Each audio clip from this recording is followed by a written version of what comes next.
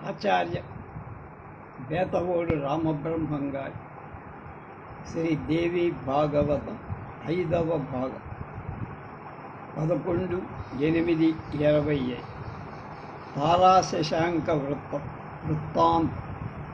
మునులారా, బృహస్పతికి తార అనేటువంటి ఒక భార్య ఉంది.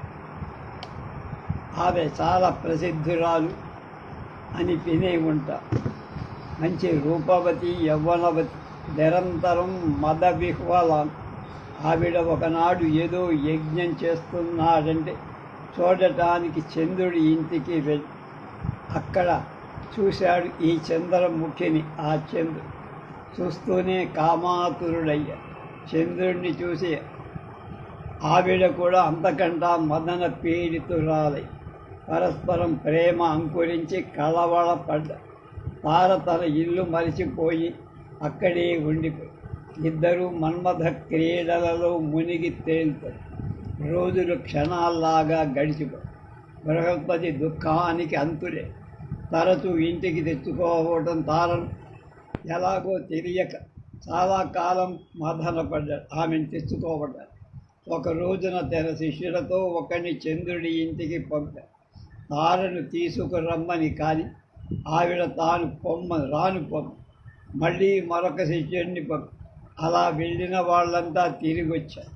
ఇక వెళ్ళమన్న బృహస్పతి క్రుద్ధుడయ్యాడు. అయితే నేనే వెళతానంటూ స్వయంగా వెళ్ళాడు. మదమత్తుడైన చంద్రుడు అదోలా నవ్వాడు.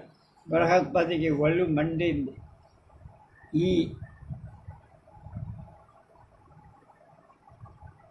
శశి, నువ్వు చేస్తున్న పనేమిటి? ధర్మమేనా? నా భార్యను ఎందుకు అట్టే పెట్టుకున్నావు? నేను దేవతల గురువును, నువ్వు యజమానుడు. మూఢుడా! గురు భార్యను అలా ఉంచుకోవచ్చురా? అనుభవించచ్చా? బ్రాహ్మణుడిని చంపడం, బంగారాన్ని అపహరించడం, సంసురాపానం చెయ్యటం, గురువు గారి భార్యను అనుభవించడం ఇవి మహాపాతకాలు. అటువంటి పని చేసిన వాళ్ళతో స్నేహం చేసేవాడు కూడా 5వ మహాపాతకి అవుతాడు. బ్రహ్మా హే మహారీచ సురాపో గురుగతల్పగ మహాపాతకీనో హేతే తత్సంసర్గీచ పంచమ.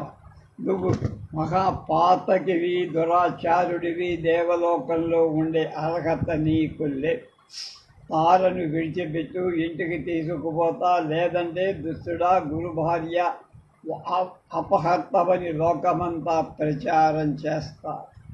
భార్య విరహ దుఃఖితుడైన బృహస్పతి ఇలా మండి పడుతుంటే రోహిణి పతి చిద్విలాసంగా బదులు పలి, గురుత్తమ, బ్రాహ్మణులకు కోపం పనికిరాదు. అక్రోధనులుగా ఉంటేనే వాడు పూజారు. అన్యథా వజ్జనీయులు సుమ. క్రోధం విడిచిపెట్టండి. నేను చెప్పేది ప్రశాంతంగా వినండి. తార తప్పకుండా మీ ఇంటికి ప్రస్తుతం ఇక్కడే ఉంది. తానయ్య కోరి వచ్చి ఉంది. గమనించండి. సుఖపడుతో కొంతకాలం ఉండనివ్వ. నీకేమిటి లోటు? తర్వాత తానే వస్తుంది మీ ఇంటి. వెనకటికి ధర్మశాస్త్ర విషయం ఒకటి మీరు చెప్పారు కదా.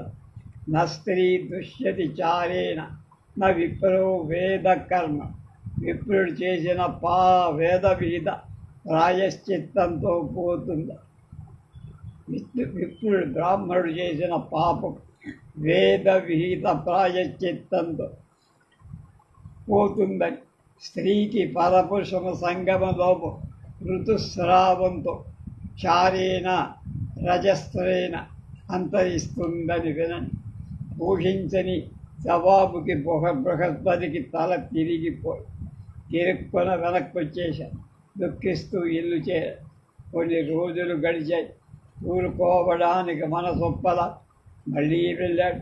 ఈసారి ద్వారపాలకుడు అడ్డుకున్నాడు. లోపలికి వెళ్ళనివ్వల. బృహస్పతి అక్కడి అలాగే చాలాసేపు నిలబడి చంద్రుడు బయటికి రాల.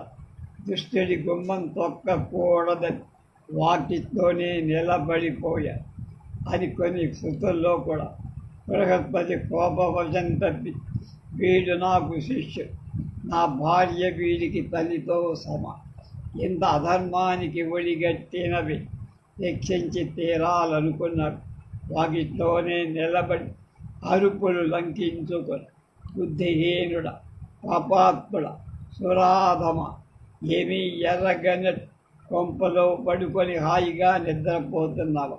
రా, బయటికి రా, మర్యాదగా నా భార్యను నాకు వెంటనే అప్పగించు, లేదా నేను శపిస్తా, భస్మం చేసేస్తా.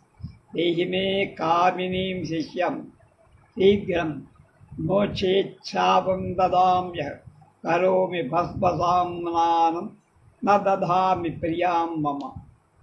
అలా పెడబొబ్బలు పెట్టాడు. ఇంకా ఇలాంటివే క్రూరంగా దుర్భాషలాడాడు. లోపల ఎక్కడో ఉన్న చంద్రుడికి వినిపించాయి. గబగబా బయటికి వచ్చాడు. అదే నవ్వు, అదే వరస. బృహస్పతి, ఏమిటి ఎక్కువగా వాగుతున్నావు?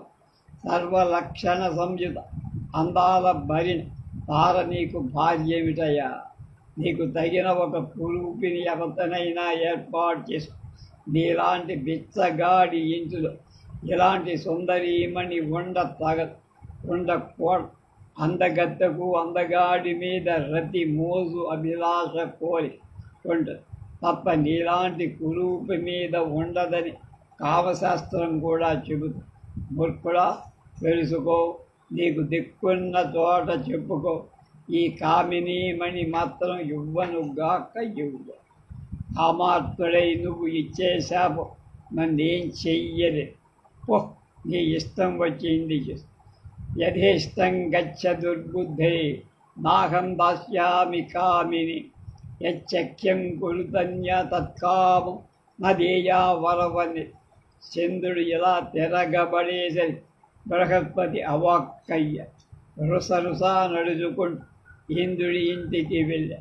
గురువు గారి వాలకం చూస్తూనే ఏదో జరిగిందని శచీపతి గ్రహించారు. అర్ఘ్యపాద్యాదులతో యథావిధిగా మర్యాదలన్నీ జరిపాడు. కుశల ప్రశ్నలు వేసి, గురుత్తమ, దుఃఖితులై కనపడుతున్నారు, కారణమే? ఎవరైనా అవమానించారా? నా రాజ్యంలో నా గురువును అవమానం చేసేంతటి వాడు ఎవడుంట? దిక్పాలకులతో సహా నా సైన్యమం నీ చెప్పు చేతుల్లోనే ఉంది కదా. గురువు త్రిమూర్తులు కూడా మీ వెంటనే ఉంటారు కదా, మీకు సహాయకులే కదా. చెప్పండి, మీకు వచ్చిన కష్టం ఏమిటి, ఇబ్బంది ఏమిటో చెప్పండి. దేవేంద్ర, నా భార్య తారను చంద్రుడు అపహరించా. ఎన్నిసార్లు అడిగినా బతిమాలి ఆ దుష్టుడు ఇవ్వటంలే. ఏం చెయ్య? అవమానం, దుఃఖం భరించలేక నిన్నులా శరణు వేడుతుంది. దయచేసి కల్పించుకో, సాయం చెయ్యి. గురువర్యా, మీరు ధర్మజ్ఞుడు, సువ్రతుడు, దుఃఖించకండి. నేను మీ దాసుని, సహాయం చెయ్యటం నావి. మీ భార్యను మీకు అప్పగిస్తా. ఇప్పుడే చంద్రుడి దగ్గరకు దూతను పంపుతా. అప్పటికీ ఇవ్వనంటే ససైన్యంగా వెళ్ళి యుద్ధం ప్రకటిస్తా. నా మాట నమ్మండి, కాసంత ఊరడిల్లండి. బృహస్పతి ఓదార్చి దేవేంద్రుడు ఆ క్షణంలోనే ఒక సమర్థుడు, విచక్షణుడు అయి దూతను పిలిచి చంద్రుడి దగ్గరకి పంప. అతడు వెళ్ళి చంద్రుడితో దేవేంద్రుడి మాటగా ఇలా చెప్పి, చంద్రా, నన్ను ఇంద్రుడు పంపించా. ఆయన నీకు చెప్పరమ్మన్నది చెప్తాను, విను. నువ్వు ధర్మం తెలిసినవాడు, నీతి నియమాలు ఎరిగినవాడు. నీ తండ్రి అత్రి ధర్మాత్మ. నువ్వు నింద్యమైన పనులు చెయ్యకూడదు. ఎవరి భార్యను వాళ్ళు కాపాడుకోవటం లోక రీతి కర్త. రీతిని తప్పితే కలహంతం. నీ భార్యను కాపాడుకోవటంలో నువ్వు ఎలా శ్రద్ధ వహిస్తావు, యత్నపరుడివై ఉంటావు. బృహస్పతి కూడా అలా. ఆత్మవత్ సర్వభూతాని అనే మాట గుర్తు చేసు. ఒకసారి ప్రశాంతంగా ఆలోచించు. దక్ష ప్రజాపతి కూతుళ్ళు 28 మంది నీకు భార్యలుగా ఉన్నారు. చాలేదా? గురుపత్ని కావాల్సి వచ్చిందా? అంతగా కావాల్సి వస్తే అందచందాలకు, శృంగార విలాసాలకు పెట్టిన పేరైన మేనకాది అప్సరసలు ఉండనే ఉన్నారుగా. స్వేచ్ఛగా అనుభవించి గురుపత్నిని విడిచిపెట్టి నీ వంటి వివేకవంతులు అధికారులు అహంకరించి ఇలా జుగుప్సితమైన పనులు చేస్తే అజ్ఞులకు అది ఆదర్శమై అనుకరించరు. అప్పుడు సమాజం ఏమైపోవాలి? ధర్మం మంటగలిసిపోదా? అంచేత చంద్రమ గురుపత్నిని వెంటనే విడిచి ఈ కారణంగా దేవతలకు కలహం జరగకుండా దూత చెప్పిన ఇంద్ర సందేశాన్ని సోముడు శ్రద్ధగా విన్న, కానీ పెడ చెవి పెట్టాడు. కొంచెం కోపావిష్టుడయ్యాడు. వెంటనే ప్రతి సందేశంలో, దేవేంద్ర, నువ్వు సర్వధర్మజ్ఞుడు, దేవతలకు స్వయంగా అధిపతి, నీ పురోహితుడు కూడా అంతటివాడు. మీ ఇద్దరి మతి ఒక్కలాగానే ఉంది. ఎదుటి వారికి నీతులు చెప్పడంలో అందరూ ఘనపాఠులే. మన దాకా వస్తే మాత్రం అందరికందరే చెప్పింది చేసేవాడు కలికానికైనా కనప. పరోపదేశే కుశలా భవంతి బహవో జర, దుర్లభస్తు స్వయంకర్త ప్రాప్తే కర్మణి సర్వ. శతొక్కరు బార్హస్పత్యుడు రచించిన ధర్మశాస్త్రం ఒకసారి దాన్ని చూడు. నేను చేసిన పనిలో తప్పేముందో చెప్పు. నన్ను కామించిన స్త్రీ నేను అనుభవిస్తా. పైగా బలవంతులకు ఏదైనా స్వకీయం, దుర్బలుడికి ఏది స్వకీయం కాదు, కానేరు. స్వీయ పరకీయ అంటూ గీతలు గీసుకోవడం బుద్ధిహీనులు పెట్టుకునే వట్టి భ్రమ. తార పూర్తిగా నా పట్ల అనురక్త, అంతేకాదు గురుడి పట్ల అంతగానూ విరక్త. ధర్మం అనే ధర్మమను న్యాయమను అనురక్తను ఎలా విడిచిపెట్టమంటావు? రక్తి ఉన్న చోట కలయిక తప్పు, విరక్తి ఉన్న చోట విడిపోక తప్పు. రక్తురాలితోనే కదా కలయిక, విరక్తురాలితో కుదరదు కదా.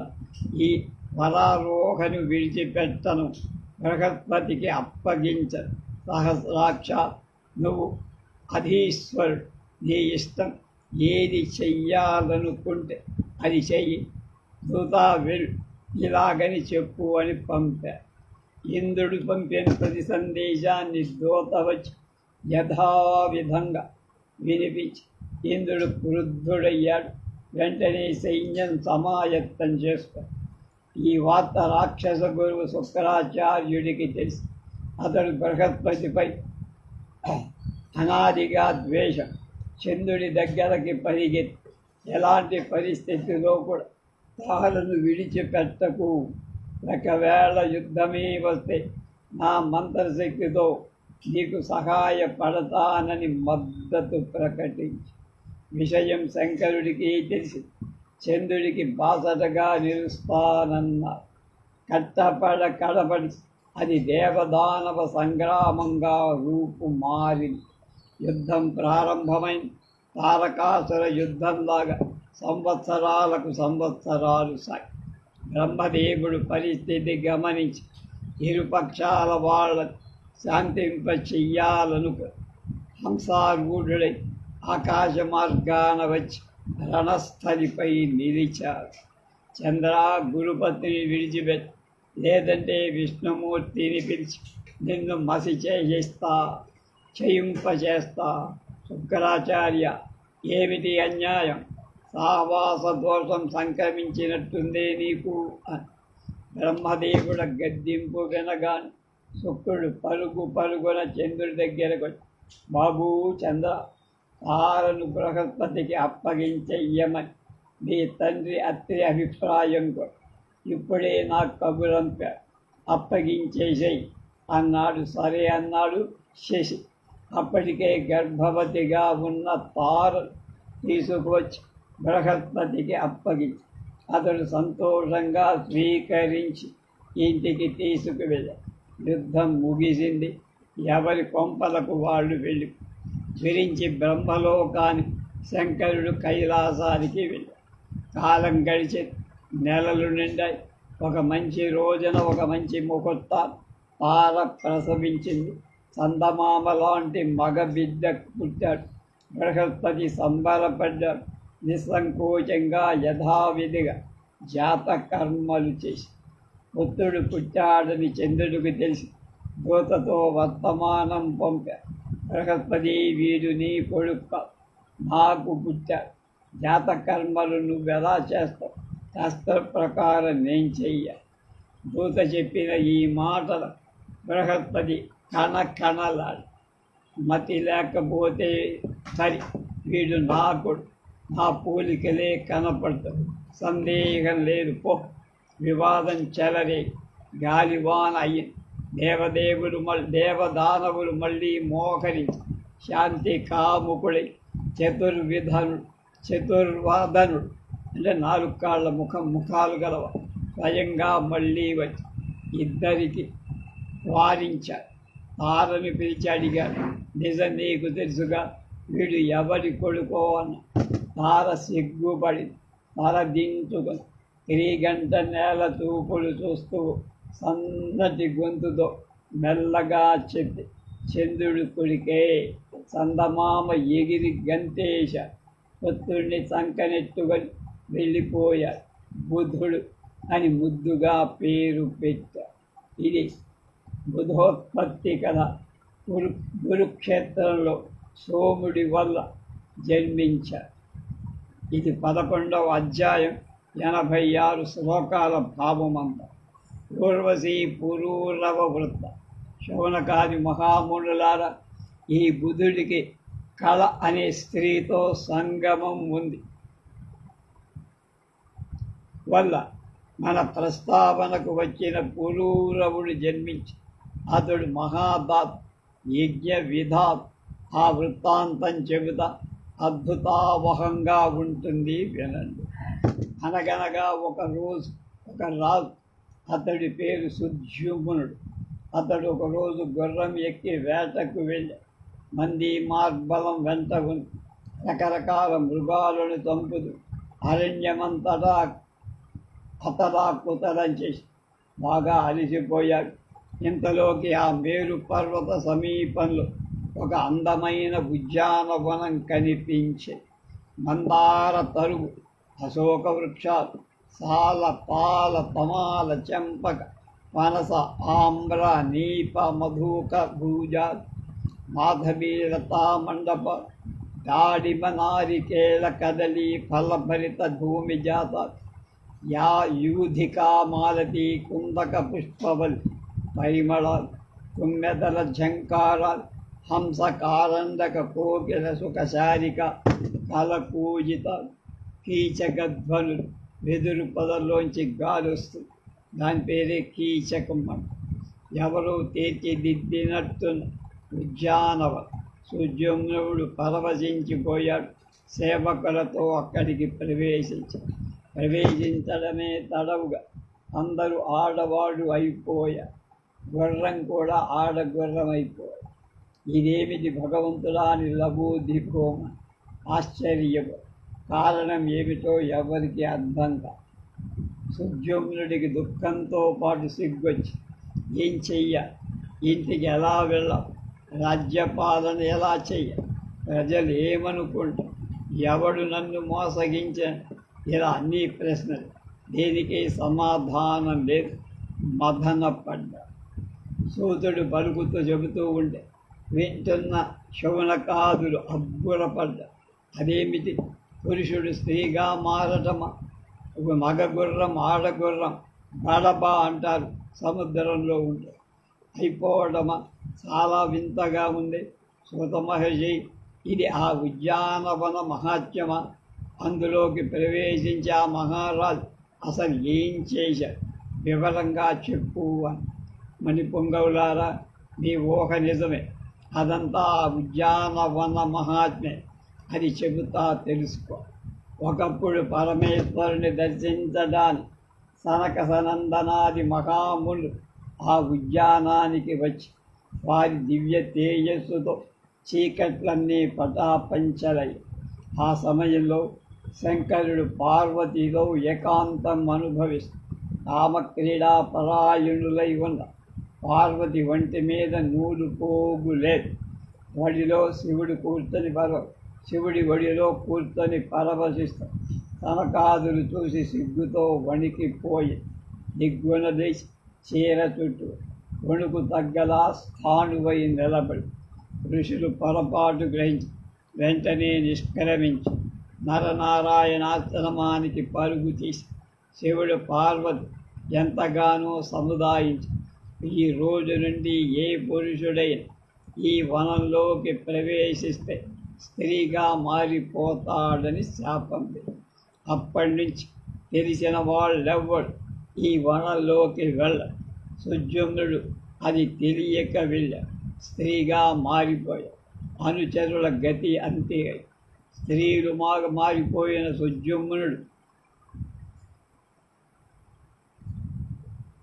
ఆ వనం వదిలి యువతలకు వచ్చి అరణ్యంలోనే ఉండిపోయి రాజ్యానికి వెళ్ళేందుకు మనసొప్ప.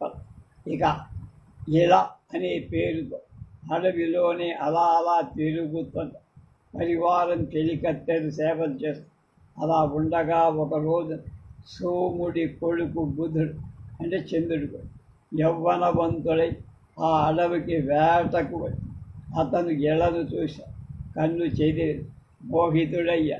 హావభావాలు ఆకర్షించి ఎల కూడా అలాగే స్పంది బుధుణ్ణి పతిగా వరించి గాంధర్వ రీతిని విపాకం చేసుకున్నాడు. పుత్రుడు కలిగాడు.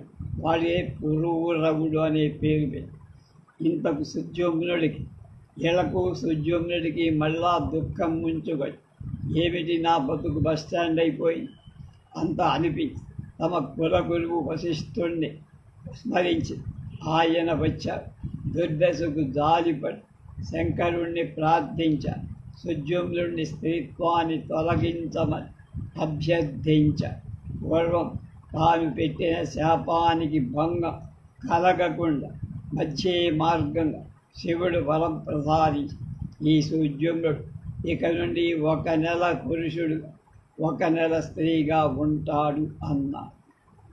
ఈ మాత్రానికి సంబరపడ్డ సుజుమ్నుడు పురుషుడిగా మారి రాజ్యానికి వశిష్ఠుడి అనుగ్రహంతో పాలన చేస్తుంది.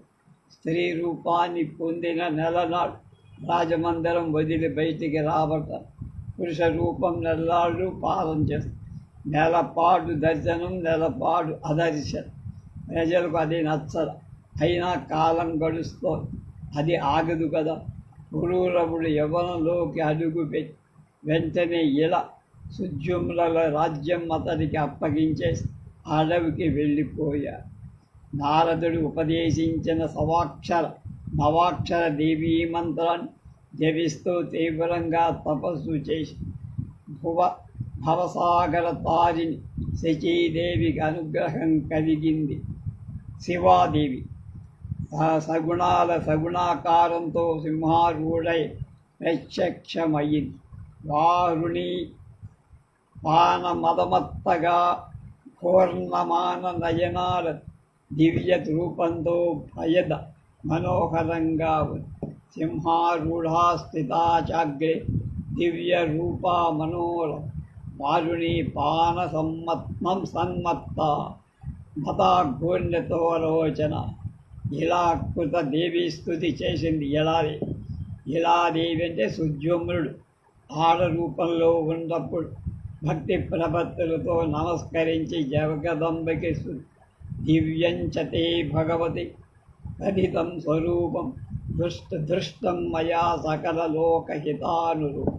వందే పదంగిరి కమలం స్వరసంఘ సేవ్యం నామప్రదం జనని చాపి విముక్తిదంచ.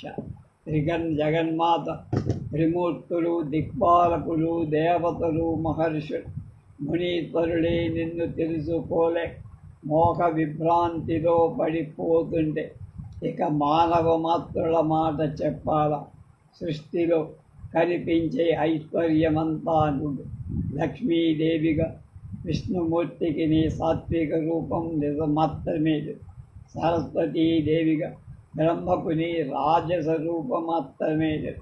పార్వతీదేవిగా శివుడికి నీ తామస రూపం మాత్రమే తెలుసు. కానీ నిర్గుణతత్వం ఎవరికీ తెలియదు. జానాతి విష్ణురమితజ్యుతిరన్పరాక్షాక్ష త్వాం సాత్వికీముదదితాం సకలార్థదాంచ ఓ రాజసీం హర ఉమాం కిం తామసీం త్వాం వేదాంబికే నదు పునః ఖలు నిర్గుణాంత. అమ్మ, ఎంత మందమతిని నేనెక్కడ, నీ అమేయ ప్రభావం ఎక్క, కరుణామయివి కనుక ఇలా సేవకుణ్ణి అనుగ్రహించావు. లక్ష్మీదేవితో కలిసి మధుసూదనుడు నీ పాద కమలాలు అర్చిస్తావు. అశోకాధ్యక్షుల అశోక వృక్షంలా ఆ పురాణ పురుషుడు నీ పాద తాడనంతో పొలకించి పుష్పించాలని కోరుకుని సకల దేవదేవతుడైన నీ భర్త కామార్తుడై నీ పాదాలపై పడి నమస్కరిస్తూ నువ్వు కోమలంగా కోపంతో త్వంకారం చేస్తావు, తిరస్కరిస్తావు. నువ్వు అని ఏకవచనంతో మాట్లాడతావు. వాంఛత్వతో హరిహరశోకయితా ఇవాతి కామ పాదాహతి స్వప్రముదితం పురుష పురాణ తం త్వం కరోషి ఋషితా ప్రణతం చ పాదే దృష్ట్వాపది సకల దేవ నృతం స్మరాత్. నువ్వు ఎప్పుడు మేఘంలో మెరుపులా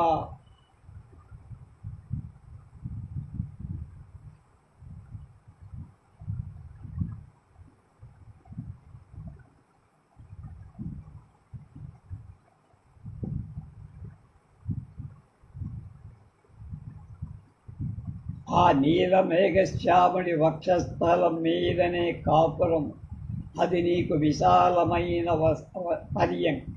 ఇంతలో వింతే ఉంది, జగదీశ్వరుడే నీకు వాహనం. నువ్వు కనుక కోపిస్తే మధువైరిని పరిత్యజిస్తే అశక్తిహీనుడికి నమస్కారం పెట్టేవాడు లోకంలో ఎవడు. లక్ష్మి వై దొరికితే ఏ పురుషికైనా ఇంతే కదా, లోకంలో చూడటం లేదా? స్వజనమే వాణ్ణి పట్టించుకో. నిజానికి ఆ బ్రహ్మాదులు పురుషులు కాదు, నీ పాదాలకు నమస్కరించే యువతులు. నువ్వే మగవాళ్లను చేసి నువ్వు అనంత శక్తి. ఏమని వర్ణించనమ్మా నిన్ను, ఎలా వర్ణించను? నువ్వు పురుషుడివా, స్త్రీవా, సగుణమా, నిర్గుణమా?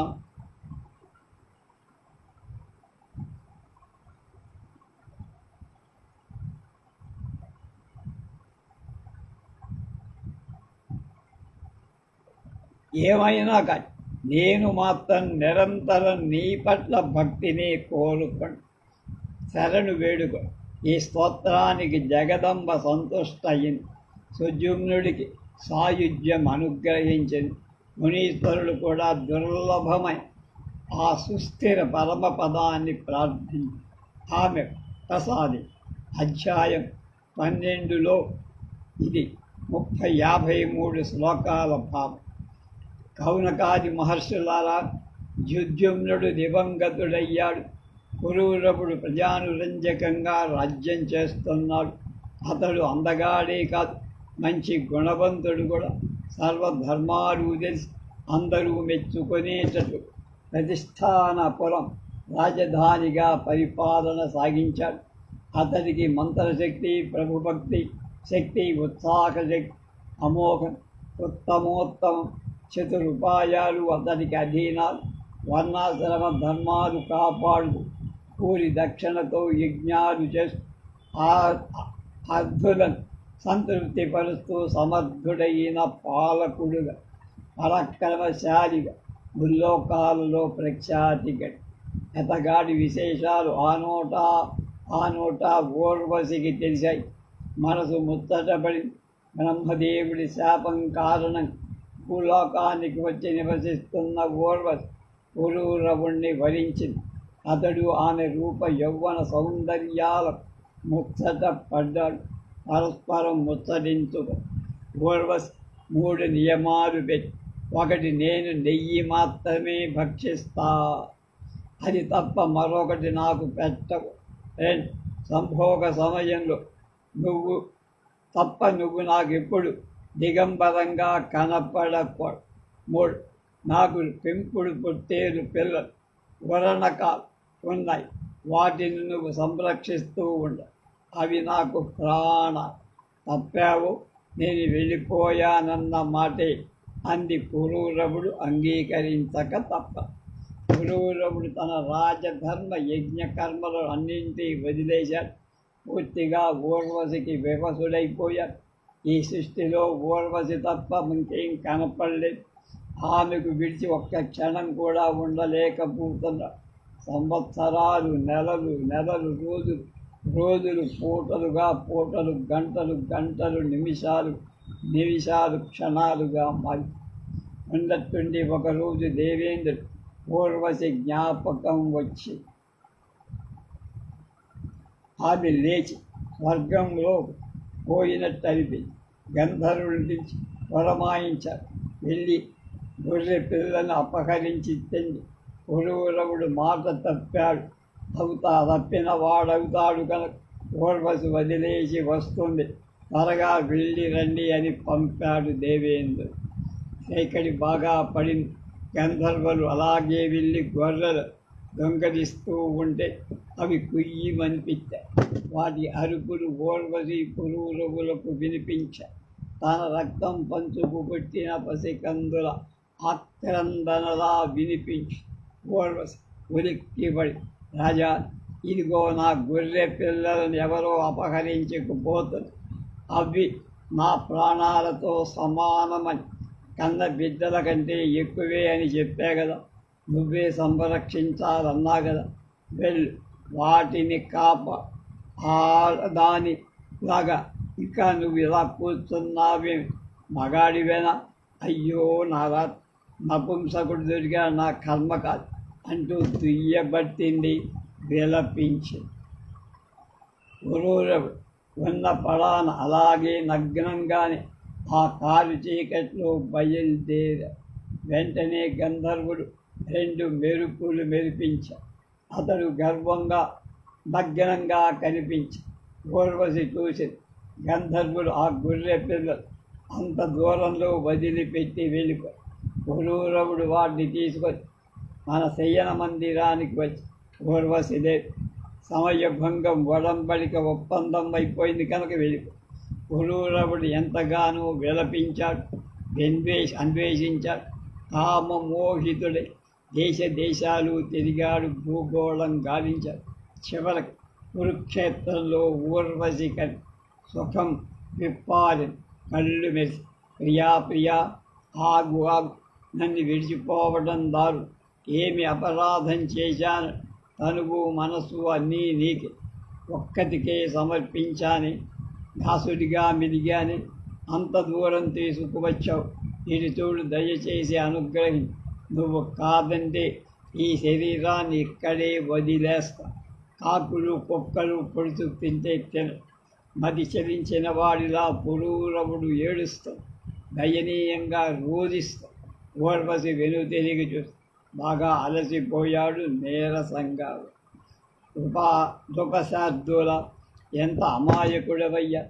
లోక జ్ఞానం బుద్ధిగా లేదా? ఏమైపోయాయి నీ తెలివితాలు? స్త్రీలకు ఎవరితోనా నిజమైన సఖ్యం ఉంటుందా? తోడేళ్ళు, దొంగలు, మీలాంటి ప్రభువులు, మాలాంటి స్త్రీలు మరీ ఇంతగా విశ్వసించటం పనికిరాదు కూడా. కొంపకు చేరు, హాయిగా రాజ్యం వేరు, సుఖాలు అనుభవించి నీ విషాదం ఇక్కడే ఇప్పుడే వదిలేయి. ఊర్వశి చాలా స్పష్టంగా తత్వోపదేశం చెప్పి, అయినా పురూరవుడి కనువిప్పు కలగల, మోహం వదల.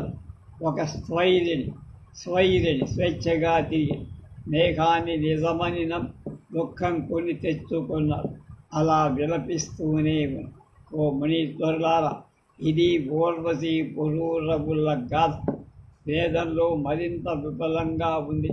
నేను సంక్షేపంగా చెప్పా అని 13వ అధ్యాయంలో 34 శ్లోకాల భావాన్ని మనకి ఆచార్య వేతవో రామబ్రహ్మం గారు చెప్పారు. మిగతా విషయాలు రేపు.